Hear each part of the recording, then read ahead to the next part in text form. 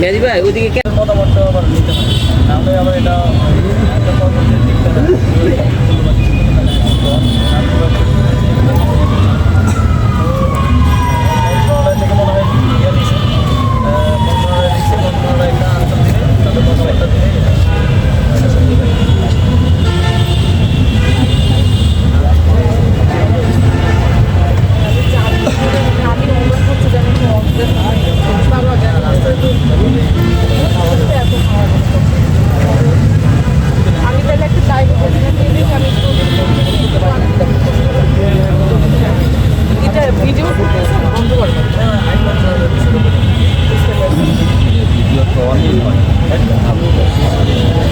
ভিডিওগুলো অফ করে দেন, ভিডিওগুলো অফ করে দেন ভাই, অফ করে দেন, ভিডিও অফ করে দেন।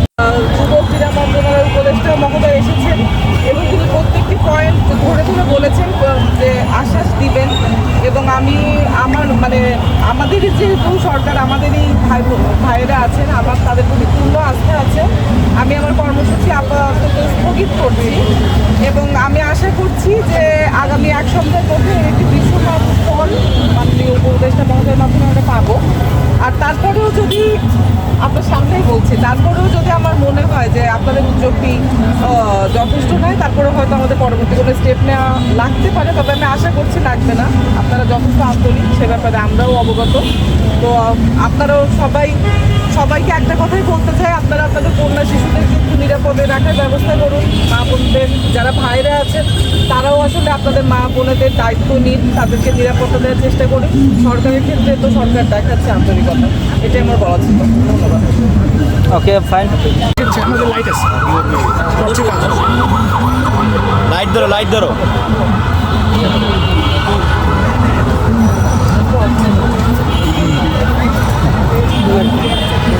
মোবাইলটা ধরো, যে ইন্টারভিউ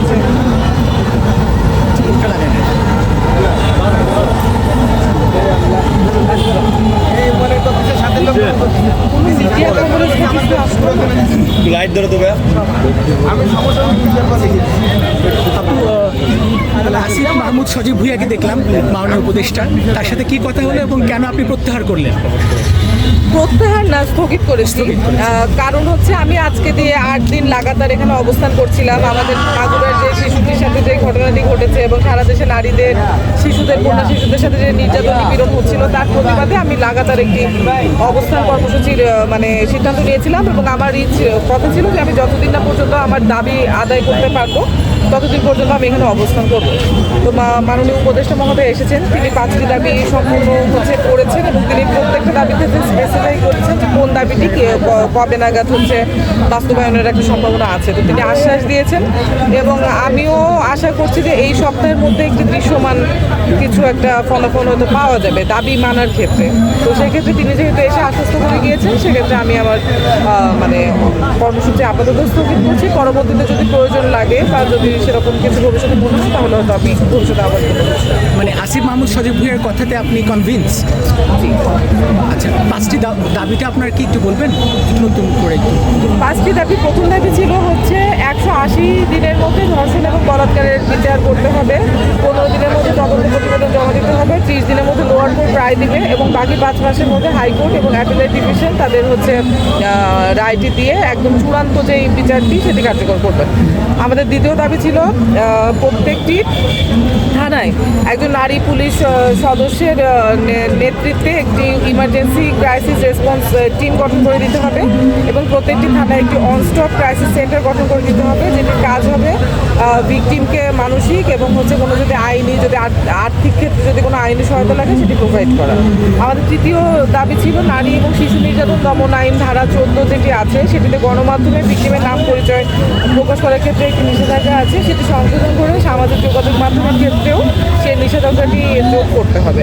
আমাদের চতুর্থ দাবি হচ্ছে ভিকটিমের দীর্ঘমেয়াদী যে পুনর্বাসন, সেটির জন্য তার যে একটা লম্বা সময় ধরে তাকে যে মানসিক সাপোর্ট দেওয়া সেটি দিয়ে যেতে হবে এবং তার যদি কোনো আইনি সহায়তা লাগে সেটিও রাষ্ট্রীয়ভাবে নিতে হবে এবং তার সামাজিক নিরাপত্তা নিশ্চিত করতে যতগুলো স্টেপ দরকার সব কিছু করতে হবে। আমাদের সর্বশেষ দাবিটি হচ্ছে ধর্ষণের বিরুদ্ধে একটি সামাজিক আন্দোলন গড়ে তুলতে হবে এবং হচ্ছে সমাজের যে সুবিধাবঞ্চিত শ্রেণী এবং যেখানে আমরা ঘটনাগুলো ইদানিং বেশি দেখছি সেই শ্রেণীতে সচেতনতা বাড়াতে হবে এবং ভিকটিমকে ভিকটিমাইজ করার জন্য যেসব শব্দ ইজ্জত চলে যাওয়া, সম্ভ্রমহানি, সম্মান চলে যাওয়া, এই শব্দের ঝুমুমান ভিকটিমের উপর করা যাবে না এবং এই উদ্যোগটি সরকারকে নিতে হবে।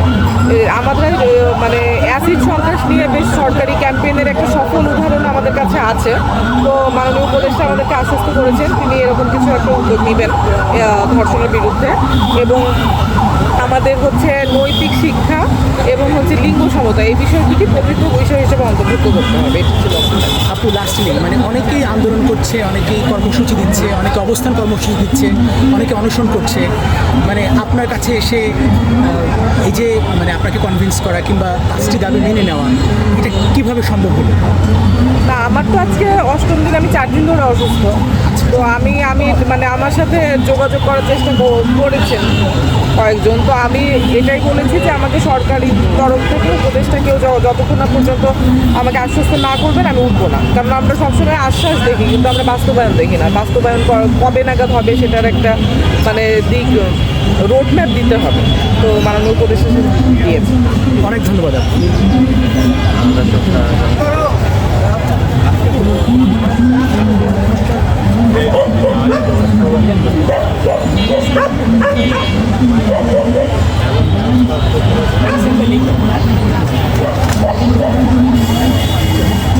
গভীর নারী ধর্ষণ, নির্যাতন, নিপীড়ন, হেনস্থার প্রতিবাদ লাগাতার অবস্থা।